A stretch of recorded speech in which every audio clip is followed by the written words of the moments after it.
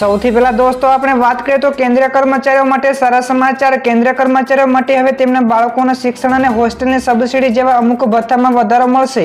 તો મળતી માહિતી અનુસાર કર્મચારીઓના મોંઘવારી ભથ્થામાં 50% અને બાળકોના શિક્ષણ અને હોસ્ટેલ સબસિડીમાં 25%નો વધારો કરવામાં આવ્યો છે। ત્યારે નાણાં મંત્રાલયે 12 માર્ચ 2024ના રોજ જણાવ્યું હતું કે 2024માં 1 જાન્યુઆરીથી કેન્દ્રીય કર્મચારીઓના મોંઘવારી ભથ્થામાં 50%નો વધારો લાગુ કરી દેવામાં આવશે। બીજા સૌથી મોટા સમાચાર સામે આવ્યા છે। ડીસામાં નર્મદાના નીર પહોંચતા લોકોમાં ખુશી છવાઈ। તો ઉનાળાની ગરમીમાં પાણીની અછત લોકોને મુશ્કેલીમાં મૂકી દે છે। તો આવા તડકામાં જો પાણી ન હોય તો તેની કિંમત લોકોને સમજાય છે। જ્યારે ડીસાના ધનાવાડા ગામે નર્મદાના નીર પહોંચતા લોકોમાં ખુશીનો માહોલ જોવા મળ્યો। ત્યારે લોકોએ નર્મદાના નીરના વધામણા કર્યા હતા। ત્યારે લોકોએ જય શ્રી રામના પણ નારા લગાવીને ખુશીઓ વ્યક્ત કરી હતી। તો દોસ્તો તમારા વિસ્તારમાં પણ નર્મદાના નીર આવે છે કે નહીં ફટાફટ નીચે કોમેન્ટ કરજો।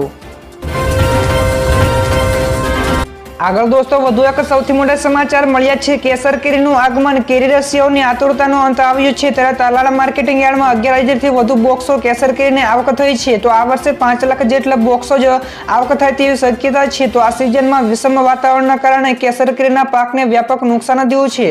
ત્યારે 50%થી વધારે પાક નિષ્ફળ ગયો હોવાની ધારણા સેવાઈ રહી છે। ત્યારે કમોસમી માવઠા, પવન ફૂંકાવા તેમજ ગરમી વધઘટને કારણે કેસર કેરીના ઉત્પાદનને માઠી અસર પહોંચી છે। ફટાફટ દોસ્તો આગળના બીજા સૌથી અગત્યના સમાચાર। વધુ મતદાન કરનાર ગામને મળશે ઇનામ। તો લોકસભાની ચૂંટણીમાં વધુ મતદાન કરનાર ગામને ઇનામ મળશે। તો વિધાનસભાના અધ્યક્ષ શંકરસિંહ ચૌધરીએ થરાદના 11 ગામો વચ્ચે સ્પર્ધાની જાહેરાત કરી છે। તો પ્રથમ 7 નંબરને આવનાર ગામને અલગ અલગ રાશિનું ઇનામ મળશે। તો સૌથી વધુ મતદાન કરનાર ગામને રૂપિયા 25 લાખ અને બીજા ક્રમે આવનાર 20 લાખ રૂપિયા આપવામાં આવશે। તો ઇનામની રકમ ગામના સામૂહિક વિકાસ કાર્યમાં ખર્ચ કરવામાં આવશે। તો આ પ્રકારનું પ્રોત્સાહન સમગ્ર રાજ્ય પણ આપવું જોઈએ કે નહીં ફટાફટ દોસ્તો કોમેન્ટ કરો।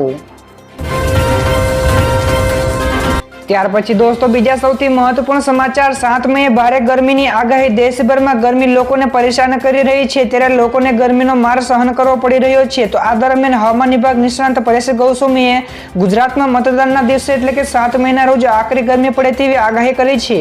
તો આની સાથે જ મેમાં પણ ગરમી રેકોર્ડ તોડે તેવી શક્યતા પણ વર્તાવી છે। તો તેમની આગાહી અનુસાર અમદાવાદ, નડિયાદ, કપડવંજ, હિંમતનગર, ઈડર, રાજકોટ, ખેડબ્રહ્મા, અમરેલી અને કચ્છમાં 44 ડિગ્રીથી વધુ તાપમાન નોંધાઈ શકે છે। ઝડપથી દોસ્તો આગળના બીજા સૌથી અગત્યના સમાચાર। એલપીજી સિલિન્ડરના નવા ભાવ જાહેર। 19 કિલોના કોમર્શિયલ સિલિન્ડરની કિંમતો 19 રૂપિયા ઘટી છે। તો ગઈકાલે આ ભાવ લાગુ થઈ ગયો છે। તો ગત મહિને પણ આ સિલિન્ડરની કિંમતમાં 30.50 રૂપિયાનો ઘટાડો નોંધાયો હતો। તો દિલ્હીમાં હાલ કોમર્શિયલ સિલિન્ડરનો ભાવ 1745 રૂપિયા થયો છે। તો આપેલ સિલિન્ડરની કિંમત 1764 રૂપિયા હતી। તો ઘટાડા બાદ કોલકાતામાં 1859, મુંબઈમાં 1698 રૂપિયા અને ચેન્નઈમાં 1911 રૂપિયા સિલિન્ડર મળશે। જોકે ઘરોમાં વપરાતા 14.2 કિલોના ગેસ સિલિન્ડરનો ભાવ બદલાયા નથી। ફટાફટ દોસ્તો બીજા સૌથી મોટા સમાચાર મળ્યા છે। કેજરીવાલની પત્ની આવશે ગુજરાતના પ્રવાસે। ગુજરાતમાં વિપક્ષ ગઠબંધનની આમ આદમી પાર્ટીએ તેના 2 ઉમેદવાર મેદાને ઉતાર્યા છે। જેમાં ભાવનગર સીટ ઉપર ઉમેશ મકવાણાના વિસ્તાર પ્રચાર પ્રસાર માટે દિલ્હીના સીએમ અરવિંદ કેજરીવાલની પત્ની ગુજરાત આવવાના છે। તેઓ ભાવનગર સહિત બોટાદમાં પણ રોડ શો કરીને ઉમેદવાર માટે પ્રચાર કરશે। ત્યારે ગુજરાતમાં લોકસભાને લઈને રાજકીય માહોલ ખૂબ જ જોવા મળી રહ્યો છે। ત્યારબાદના દોસ્તો બીજા સૌથી મોટા સમાચાર। કોંગ્રેસને હાઈકોર્ટનો ઝટકો। ગુજરાત હાઈકોર્ટમાં સુરતથી ભાજપ ઉમેદવાર મુકેશ દલાલની બિનહરીફ જીતને પડકારતી કોંગ્રેસની પીએલઆઈ નકારવામાં આવી છે। તો આ અરજી ઉપર સુનાવણી ફટકારવાની કોર્ટે ઇનકાર કર્યો છે। તો અને આને લઈને ઇલેક્શન પિટિશન ફાઇલ કરવા માટે પણ કહેવાયું છે। તો સુરતના અરજદાર ભાવેશ પટેલે આ અરજી કરી હતી। જેમાં દાવો છે કે સુરતમાં મતદારોને નોટો અધિકારોથી વંચિત રાખાયા છે। તેથી અરજદારે ભાજપના ઉમેદવારને બિનહરીફ કરવાના નિર્ણયને રદબાતલ કરવાની માંગ કરી હતી। ત્યારબાદ દોસ્તો બીજા સૌથી મહત્વપૂર્ણ સમાચાર પોરબંદર જિલ્લામાંથી પણ મળ્યા છે। જેણે પણ વોટ આપ્યો હશે તેને દાગીનાની ખરીદી ઉપર 30% છૂટ અપાશે। જ્યાં દર્શક મિત્રો પોરબંદરમાં લોકસભાની અને વિધાનસભાની પેટા ચૂંટણી માટે 7 મે મતદાન થવાનું છે। તો વધુ મતદાન થાય તે માટે પોરબંદરના વેપારીઓ જોરદાર સ્કીમ લાવ્યા છે। ત્યારે પોરબંદરના ગોકુલ જ્વેલર્સ ઓફ ગ્રામ્ય ફાર્મસીના દાગીનાની ખરીદી ઉપર 30% ડિસ્કાઉન્ટની જાહેરાત કરી છે। તો આ માટે મતદાન કરવું ફરજિયાત છે। જેની કિંમત 4 થી લઈને 30,000 રૂપિયા સુધીના ડિસ્કાઉન્ટની હોઈ શકે છે। તો મતદાન કરનાર લોકોને જ આ ડિસ્કાઉન્ટ મળશે। આગળ દોસ્તો વધુ એક સૌથી મોટા સમાચાર મળ્યા છે. મનસુખ વસાવાનું મોટું નિવેદન. ચેતર વસાવાથી કૂતરું તો શું બિલાડું પણ નથી ડરતું. તો ભાજપના ઉમેદવાર મનસુખ વસાવાએ જાહેરાત સભામાં આમ આદમી પાર્ટીના ઉમેદવાર ચેતર વસાવા અંગે કહ્યું કે ચેતર વસાવાથી કૂતરું તો શું બિલાડું પણ નથી ડરતું. તો અમને વોટ નહીં આપો તો કંઈ વાંધો નહીં, પણ ચેતરને વોટ ના આપતા. ત્યારે કોંગ્રેસને ચેતવણી આપતા પણ કહ્યું કે ચેતર વસાવાને તમારા બૂથમાં વોટ ના નીકળે તેવું કરજો, તો બાકી તમારી પાર્ટી આ વિસ્તારમાં પતાવી દેશે. ચેતર વસાવા ગદ્દાર છે અને ધારાસભ્ય બનવા માટે બીટીપી પણ છોડી દીધી છે.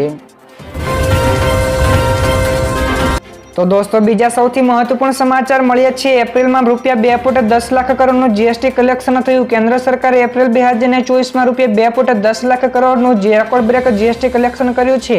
ત્યારે અગાઉ સૌથી વધુ જીએસટી કલેક્શન ₹1.87 લાખ કરોડનું હતું, જે એપ્રિલ 2023માં એકત્ર થયું હતું. તો વાર્ષિક ધોરણે ગ્રોથ જીએસટી કલેક્શનમાં 12.4% વધારો થયો છે. ત્યારે નાણાં મંત્રાલયના ડેટા અનુસાર સીજીએસટીમાંથી ₹43,846 કરોડ, એસજીએસટીમાંથી ₹53,538 કરોડ અને આઈજીએસટીમાંથી ₹99,623 કરોડ અને સેસમાંથી ₹13,260 કરોડ એકત્ર થયા છે. તો દોસ્તો આગળ વધુ એક સૌથી મોટા સમાચાર મળ્યા છે. પાડોશી દેશમાં મોંઘવારી આસમાને પહોંચી. પાડોશી દેશ પાકિસ્તાનની આર્થિક પરિસ્થિતિ ફરી ડામાડોળ થવા લાગી છે. તો જીવન જરૂરિયાતની ચીજવસ્તુઓના ભાવ આસમાને પહોંચ્યા છે. તો ખાસ કરીને ખાદ્ય વસ્તુઓ મોંઘી બની ગઈ છે. તો 1 કિલો લોટની કિંમત ₹800 પહોંચી ગઈ છે, જે થોડા સમય પહેલા ₹230 હતી. તો પાકિસ્તાનની ચલણમાં એક રોટલીની કિંમત ₹25 થઈ ગઈ છે. તો રોજનું કમાઈને ખાતર લોકોની હાલત દયનીય સ્થિતિ ઉપર પહોંચી ગઈ છે. તો દોસ્તો બીજા સૌથી અગત્યના સમાચાર સામે આવ્યા છે. સ્માર્ટ વધારશે ભારતની તાકાત. ભારતીય નૌકાદળે ઓડિશાના દરિયાકાંઠે firing anti submarine missile system supersonic missile assisted release of torpedo એટલે કે સ્માર્ટનું સફળ પરીક્ષણ કર્યું છે. તેમાં બેસ્ટ જ સોલિડ પ્રોપલન સિસ્ટમ અને ઇલેક્ટ્રોમિકેનિકલ એક્ટિવ્યુલેટર સિસ્ટમ અને નેવિગેશન સિસ્ટમ સહિતની અનેક અદ્યતન પેટા સિસ્ટમોનો સમાવેશ થાય છે. તે એક હળવા વજનના ટોરપીડો સાથે પેલોડ તરીકે ઉડાડવા માટે સક્ષમ છે અને તેમાં પેરાશૂટ આધારિત રિલીઝ પણ સિસ્ટમ પણ સામેલ છે. તો દોસ્તો બીજા સૌથી અગત્યના સમાચાર સામે આવ્યા છે. પીએમ મોદીની સભાને લઈને પોલીસ એલર્ટ મોડમાં. તો ગઈકાલથી 2 દિવસ પીએમ મોદી ગુજરાતમાં ઝંઝાવતી ચૂંટણીનો પ્રચાર કરશે. તો ગઈકાલે 2 અને આજે 4 ચૂંટણી સભાઓને પ્રધાનમંત્રી સંબોધન કરશે. તો આજે જામનગર ખાતે આયોજિત સભાના સુરક્ષાની જવાબદારી એટીએસને સોંપવામાં આવી છે. તો જામનગરમાં એડિશનલ ડીજીએ સુરક્ષા બાબતે બેઠક પણ યોજી હતી. તો સુરક્ષા વ્યવસ્થામાં 11 જેટલા આઈપીએસ અધિકારી બાજ નજર રાખશે. તો પીએમના રૂટ ઉપર અને સભાને સ્થળે લોખંડી સુરક્ષા વ્યવસ્થા પણ ગોઠવી દેવામાં આવી છે. ત્યારબાદના દોસ્તો બીજા સૌથી મોટા સમાચાર સામે આવ્યા છે. કોવિશિલ્ડ કેસ સુપ્રીમ કોર્ટમાં પહોંચ્યો. જ્યાં દર્શક મિત્રો કોવિશિલ્ડ વેક્સિનની તપાસની માંગ કરતી અરજી સુપ્રીમ કોર્ટમાં